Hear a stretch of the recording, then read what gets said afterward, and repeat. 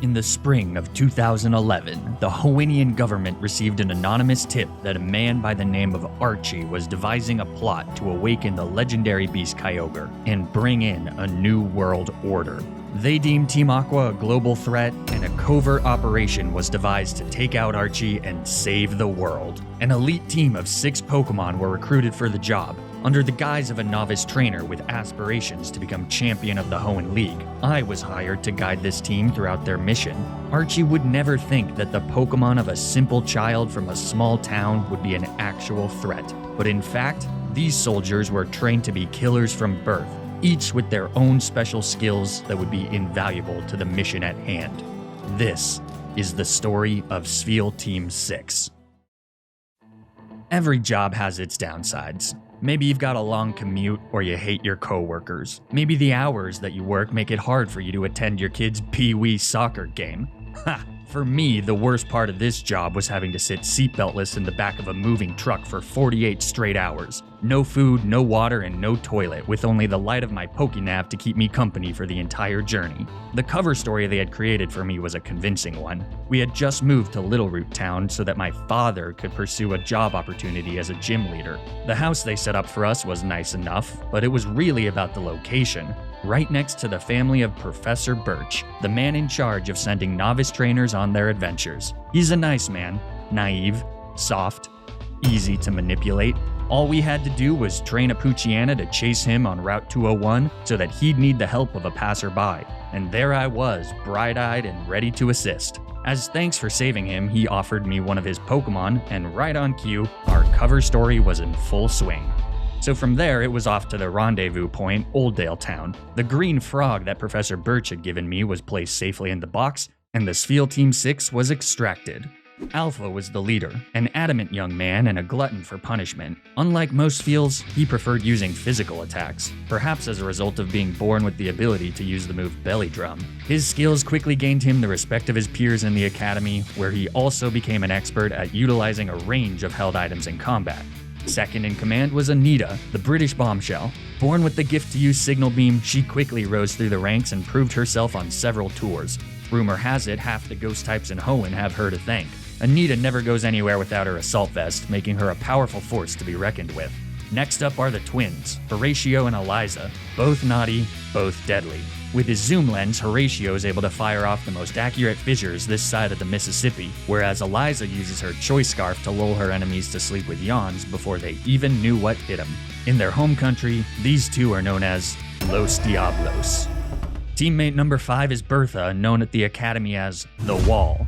It was Bertha and her Eviolite that finally ended the Chansey Siege of 05. News reports estimate that she saved 86 lives that day alone. And then last, but not least, is Nelson, Bertha's best friend. They shared a bunk at the academy and never left each other's side. Unlike the rest of the team, Nelson was never at the top of his class at the academy, but he demonstrated his worth through perseverance. With his Rocky helmet, Nelson knew how to take a punch. Always the first one in and the last one out, Nelson worked harder than anyone else in the program, and he was respected because of it.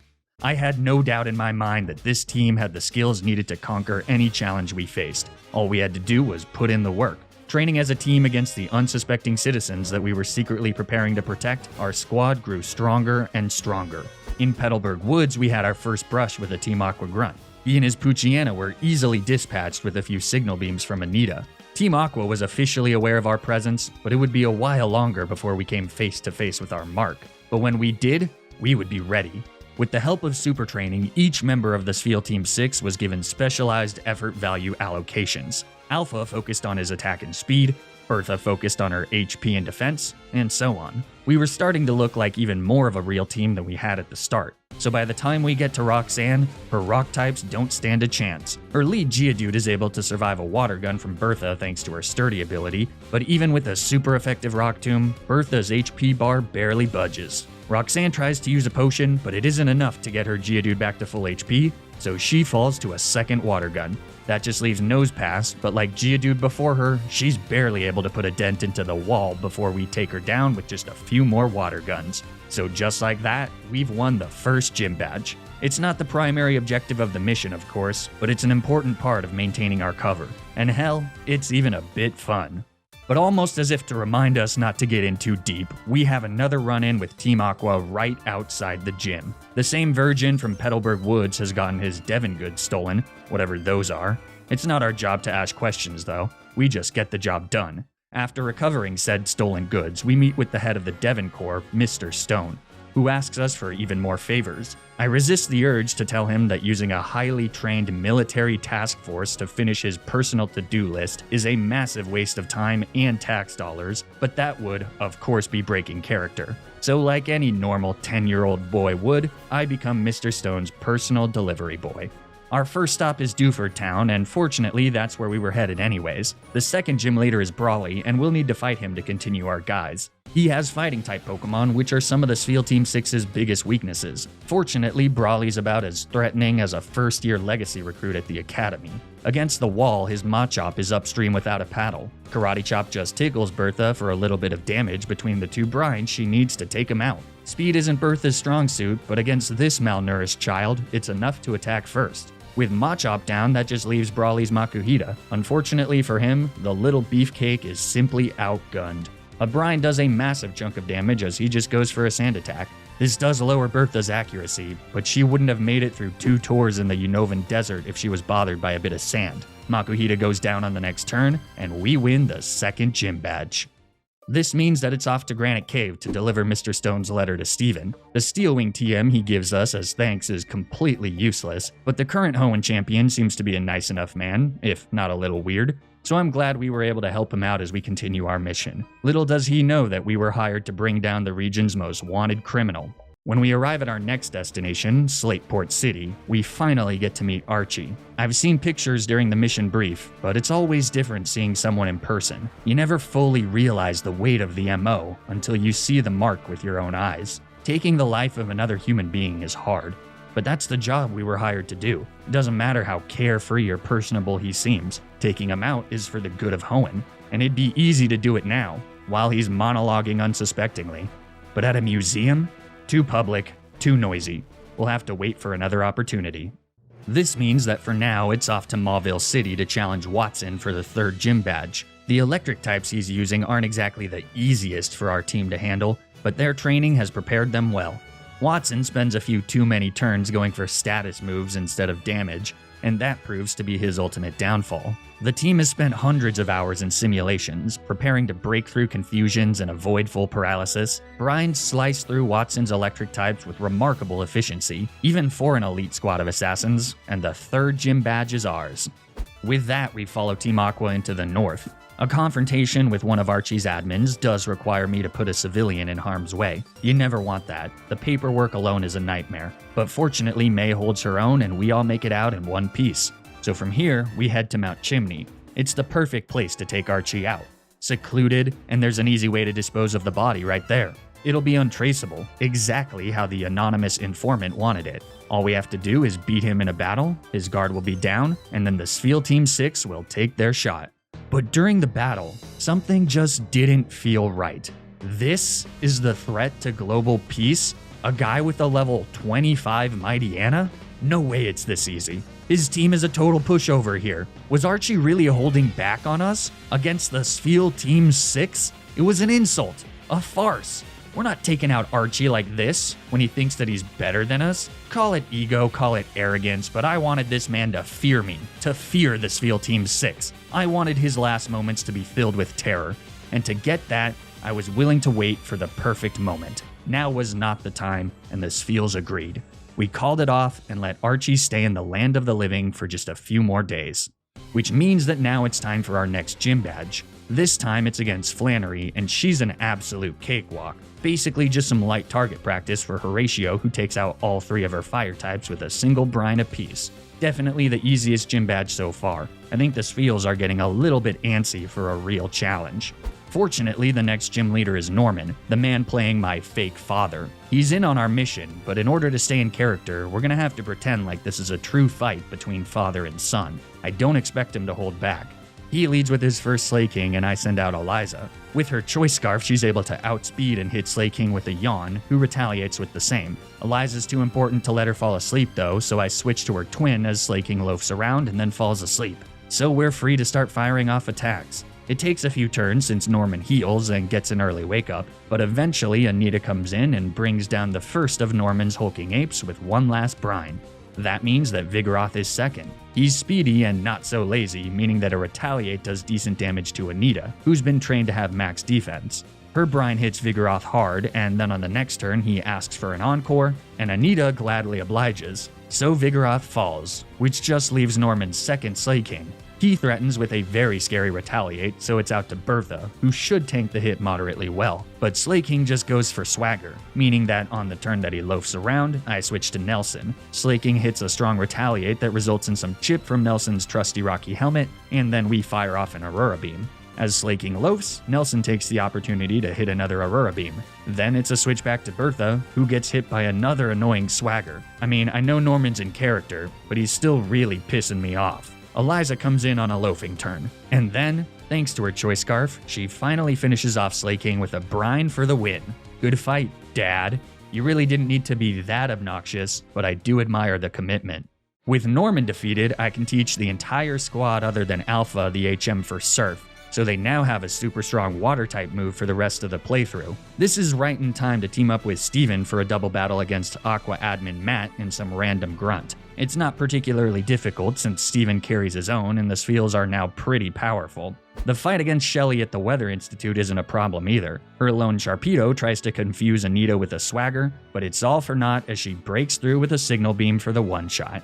These Aqua admins are pretty underwhelming, and it's clear that we're ready to take the kill on Archie. First though, it's a fight against Winona for badge number 6, but this is basically just more target practice. Her Swellow and her Altaria both go down to Aurora Beams from Eliza and her Choice Scarf. Horatio tags in to take out Winona's steel-coated chicken with a Surf. So now it's just Pelipper, and man, I just hate this thing. I hate her so much. This dumb bird manages to survive 6 turns without taking a lick of damage by not only dodging 2 84% accurate blizzards, but also using Protect 4 times, 2 of which were back-to-back. Real talk, this might be my least favorite Pokemon to fight against across all 9 generations of Pokemon. She's not even hard, she's just a waste of time. We only have so much time on this earth, and I cannot believe how much of my life I've spent hitting into the Protects of Winona's Pelipper. There is not a single bird in the history of human civilization that is more of a nuisance than this big dumb idiot.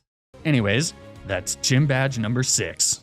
Which means that the climax is nigh, and Archie is beginning to complete the final steps needed to enact his plan for a new world order. When we spared his life atop Mount Chimney, it felt like we had all the time in the world, but now it was clear that we needed to act fast. A lame battle against Matt on top of Mount Pyre lets Archie get away yet again. At the Slateport Harbor, there's not much we can do. Too many witnesses for such a covert operation. And then Matt's big dopey body acts as a meat shield for Archie yet again in the Aqua hideout, letting him get away in a very tacky submarine. But the silver lining here is that we do know where he's headed, and by following him to the seafloor cavern, we'll have the perfect location to finally finish this insane mission.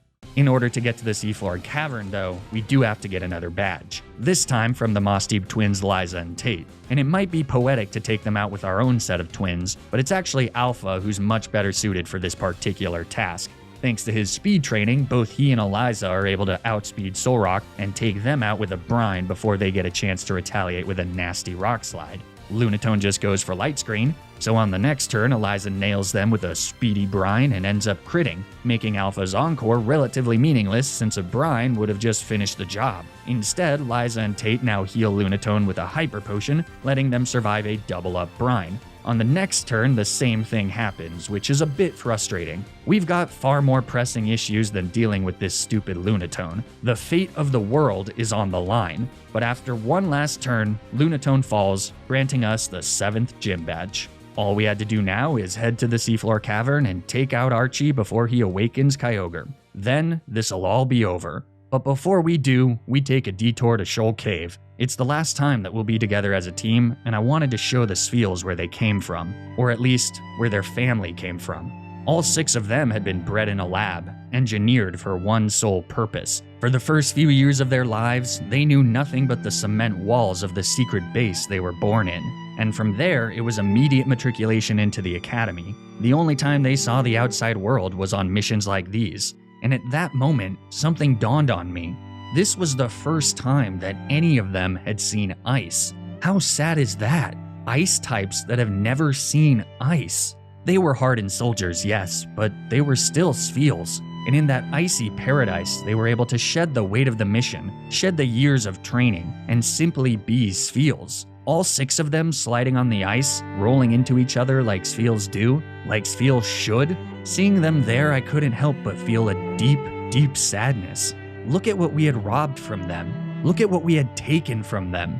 A life of fun and freedom so that we could use them like tools to enact selfish, politically motivated maneuvers. For a moment, I thought about abandoning the mission, telling them to stay here in Shoal Cave and live out their days happy and free. And I would have too, if it weren't for a gentle nudge at my leg. I looked down and I saw Alpha, staring at me, his eyes brimming with determination, as if to say, "This is what we're fighting for." And he was right. If we abandoned the mission, let Archie get away with it, Shoal Cave would be destroyed. Life as we know it would be gone. We had to stop him, and based on the mission report, the only way to do that was to take him out for good. So, a few minutes later, I gathered the team together and we left Shoal Cave to finally do what we were put on this earth to do. By the time we meet up with Archie in the seafloor cavern, it's almost too late. Archie is about to awaken Kyogre just a moment later, and it would have been for nothing. But by the skin of our teeth, we have him right where we want him. All we have to do is beat him in one final battle, and his guard will be down. Archie leads with his Mightyena, and I lead with Anita. He starts with a taunt, which lets Anita freely fire off a signal beam for the one-shot. That brings in Muck second. So we outspeed and take him out with 2 Surfs, as he just uses Screech to drop Anita's defense. That brings in Crobat next, so we need to tread carefully here, because Archie's Mega Sharpedo will come out once Crobat goes down, and we need to be ready for him. Anita starts by tanking an Acrobatics and hitting the massive bat with a Surf that brings him down into the red. Then it's a switch to Bertha, who's been prepped to stall out Sharpedo. By setting up Hail, Bertha is able to get back some HP each turn with her Ice Body. We can double that HP by using Aqua Ring on the next turn, all the while brushing off Acrobatics from Crobat. But then, as fate would have it, on the turn we go for the kill with Surf, Crobat hits a Poison Fang that badly poisons Bertha, meaning that she's no longer ready to easily wall Archie's Sharpedo. It means that as Archie's Sharpedo comes in and Mega Evolves, I have to click Rest to heal the poison lest it build up turn after turn. But Sharpedo also manages to get a defense drop with his very first Crunch, meaning that Bertha's no longer able to reliably tank crunches from this monster of a Pokemon. So I have to switch out, and for the first time in the run, the Spheal Team 6 is back against the wall. I start with a switch to Nelson, who's able to moderately tank a Crunch and get some damage against Sharpedo with his Rocky Helmet. But another pesky defense drop here means that he's not surviving another Crunch, even if it doesn't crit.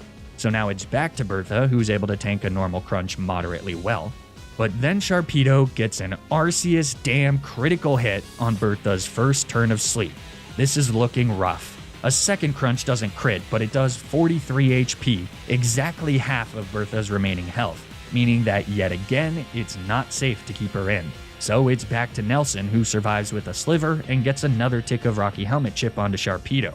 And now that Nelson's in the red, I'm hoping that Sharpedo will go for a random move, which could potentially get me a safer switch to Eliza. But sadly, she too comes in on a Crunch that does well over 50%, which means that it's time to face the truth that I had been desperately trying to ignore since the moment that Crobat badly poisoned Bertha. We cannot win this fight without a sacrifice. Eliza can outspeed Sharpedo, sure, but she can't kill him from this range. After the acrobatics from Crobat, Anita is too low to tank 2 hits. Even from full HP, Horatio and Alpha can't survive 2 hits either. Nelson's at a tick of HP and Bertha's asleep. A sacrifice has to be made so that I can bring in Alpha safely, who should be able to take out Sharpedo with an Earthquake, which Spheals can learn by TM for some reason. The only question is who? Who's going to sacrifice themselves so that the others can live? I've come to love every single member of the Spheal Team 6, and continuing this journey without one of them feels impossible. This is truly an impossible decision, and it's one that I ultimately do not get to make. Without so much as a word, Nelson flies out of his Pokeball, forcing Eliza back into her own. Sharpedo flies towards Nelson, his mouth open wide to show every single one of his powerful razor-sharp teeth. With his Rocky helmet on, Nelson turns to me, a bittersweet smile on his face. He winks, and then just like that, he's gone. It's funny. Death is all around us. Especially in this job, you'd think you'd grow used to it. You'd think that loss after loss, death after death would numb you to the pain, but it doesn't. Every time a teammate goes down, you blame yourself. You can't help but think about what you could have done differently. In a way, I wish I could go numb. I wish I could feel nothing and just move on. What's one more fallen soldier added to a list so long that no number of monuments would be enough space to etch all their names? Part of me wishes I could feel that numbness. But the thing is, that feeling of loss, that feeling of grief, it tells me that I'm still alive, that I still have humanity, that I still have love to give. I loved Nelson, we all did, and he'll be missed. But as with all of those who came before him, as long as we continue to mourn those that we lose, he will never be forgotten. After Nelson's sacrifice, we were able to beat Archie, but we couldn't take him out. Despite their training, the Spheal Team 6 was just too distraught to move. Eartha especially took it hard. So Archie awakened Kyogre, and all hell broke loose. We had failed our mission, but perhaps the mission had also failed us. We were told that the only way to prevent this was to take out Archie, to end a life that, misguided as it may have been, clearly meant a lot to so many people. Who were we to think that we had any right to decide whether this man should live or die? We were following orders, sure, but is that enough to excuse the inhumanity of what we were about to do? Are we any better than our marks if we resort to such unspeakable acts of violence? Let's say we decided to take out Archie now. After all, Archie's responsible for Nelson's death, right? Not to mention the thousands of people and Pokemon that'll be affected by Kyogre's torrential storm. Wouldn't killing Archie be justice here? Or would it just be an act of vengeance? An act that would actually cause more harm than good? For it's actually with Archie's help that we're able to follow Kyogre into the Cave of Origin and capture them before Hoenn gets wiped off the face of the map. Had we resorted to violence here, to vengeance, or whatever you want to call it, all this would have been lost. But by turning the other cheek and working together, the world was saved. And that would have been the end of the Spheal Team 6's journey, were it not for something that had been bothering me for quite some time. Back when we first met Steven in Granite Cave, he said something strange. He said that not all power is terrible. It was a weird thing to say. Why say it to a child? In fact, throughout our journey, he's been there time and time again, not so gently pushing me towards a confrontation with Archie. He was the champion of the Hoenn League, objectively one of the strongest trainers in Hoenn. Why let a child do any of these things? Why was I the one that had to stop Archie? Why was I the one that had to fight Kyogre? Why wasn't it him?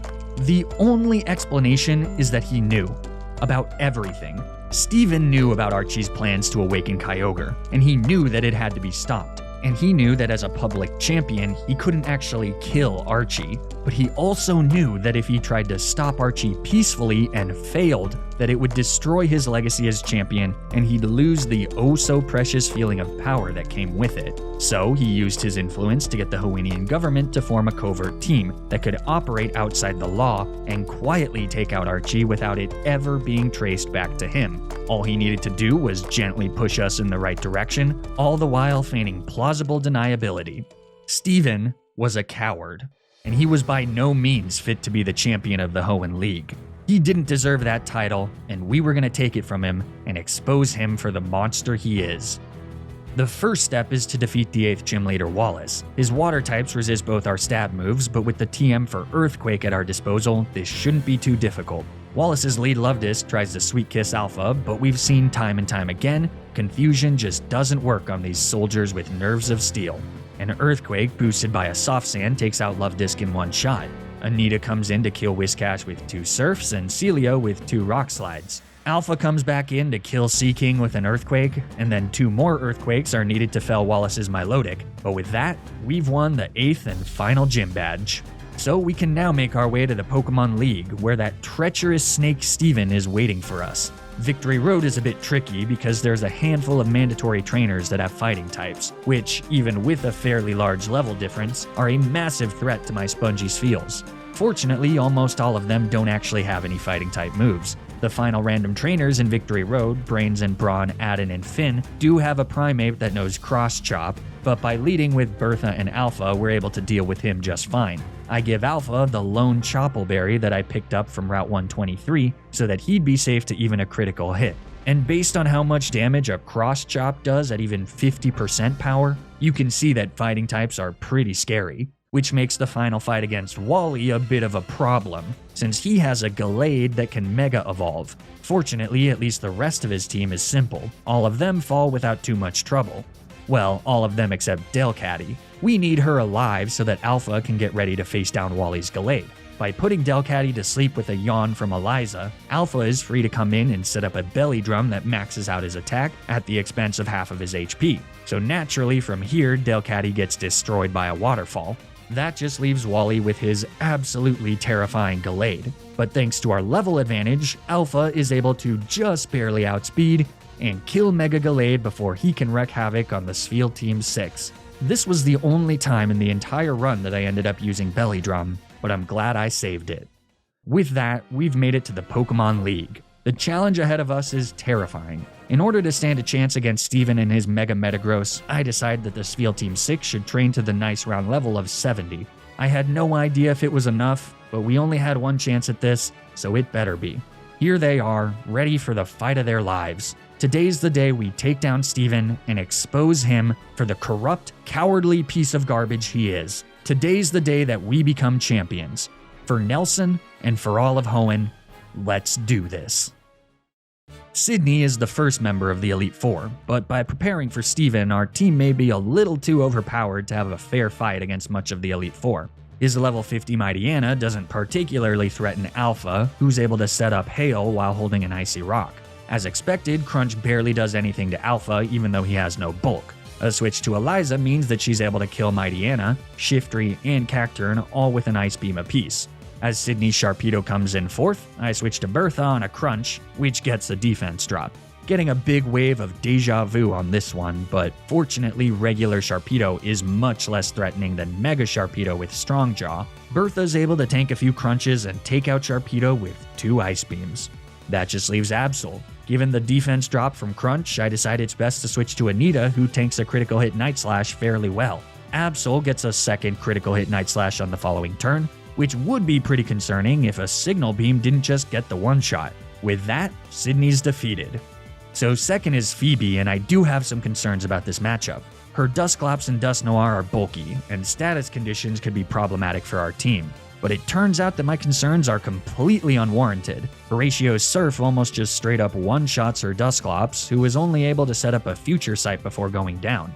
And based on how much damage that Surf did to Dusclops, it shouldn't be surprising that the far less defensively bulky Sableye goes down in one shot as well.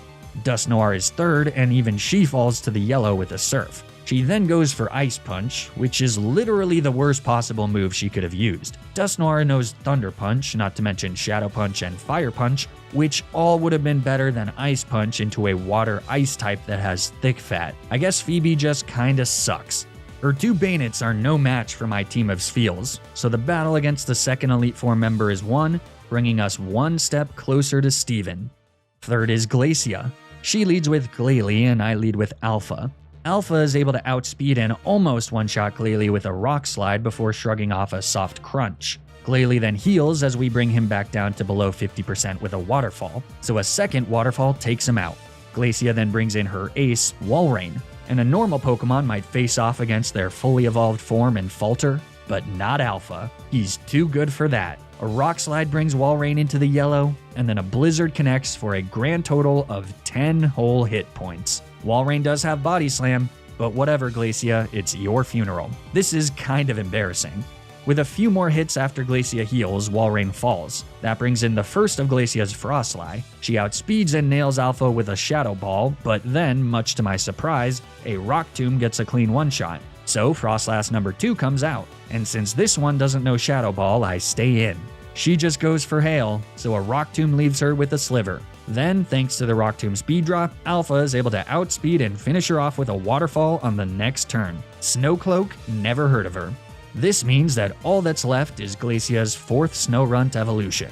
He wastes a turn with Protect, but fortunately he isn't as bad as Winona's Pelipper, because after that, Glalie just gets off a few ice shards before we take him out, completing the Alpha sweep of Glacia.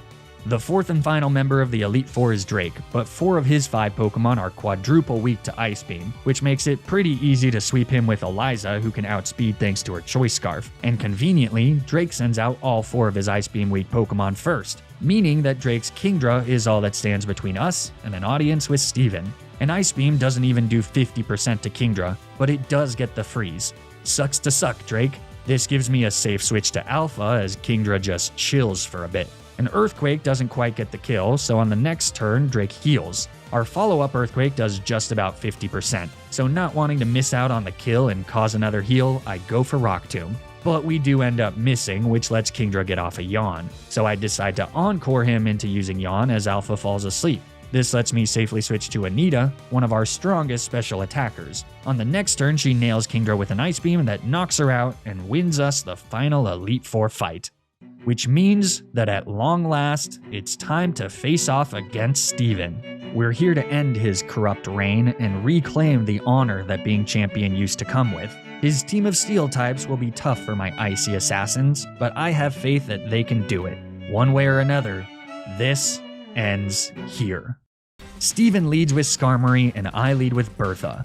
Skarmory sets up a layer of spikes as Bertha sets up Hail. This will be important for breaking Sturdy on Steven's Aggron next. The Steel Bird then hits an annoying Toxic before Bertha is able to retaliate with a strong Surf. Last time we were in this position with Bertha badly poisoned, things got ugly quick, so it might make sense to use Rest here, but in the final fight of the run, there's no time for half measures. Our boldness gets rewarded as Skarmory misses a Steel Wing and then goes down to a second Surf. Thanks to the Ice Body healing, Bertha isn't taking much damage from poison, at least for now. So, with Skarmory down, Aggron comes in next. The wall should be able to tank one Stone Edge, but I never find out if that's true because Aggron just misses. And then a Surf brings him down to his Sturdy, letting the Hail Chip take care of the rest.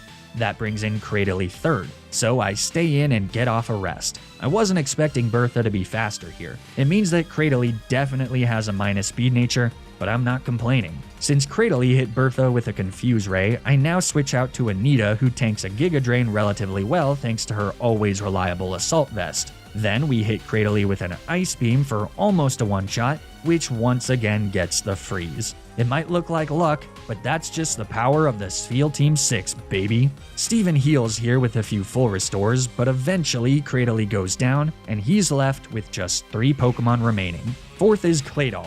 They set up a light screen, which means that an Ice Beam does just about 50%. So I switch to Bertha, who's able to tank Earth Power without much of an issue. I figure that this is the perfect time to get Bertha to wake up and stall out Claydol's light screen. Claydol does manage to crit an Earth Power here, meaning that by the time Bertha wakes up, she's pretty low on HP. So after setting up Hail to get Ice Body working, I go for another rest. With the Ice Body healing, we should be able to wake up from this second rest with much more HP than before. Claydol does manage to get 2 critical hit Earth Powers in a row, but I'd rather that happen than have them get the 10% chance to drop our special defense. So, by the time Bertha wakes up and takes out Claydol with another Surf, she's sitting at just around 50% HP. That brings in our Maldo 5th. He goes for X-Scissor instead of Rock Blast, so Bertha easily lives and nails Armaldo with a Surf that brings him into the red. A second X-Scissor brings Bertha into the red as well, but then a rest gets her back to full HP. She has to tank a few X-Scissors before waking up, but none of them crit, so she's back to over 50% when she wakes up and sets up Hail. After one last X-Scissor, Bertha goes back to sleep with rest, and the Hail Chip finishes off Armaldo.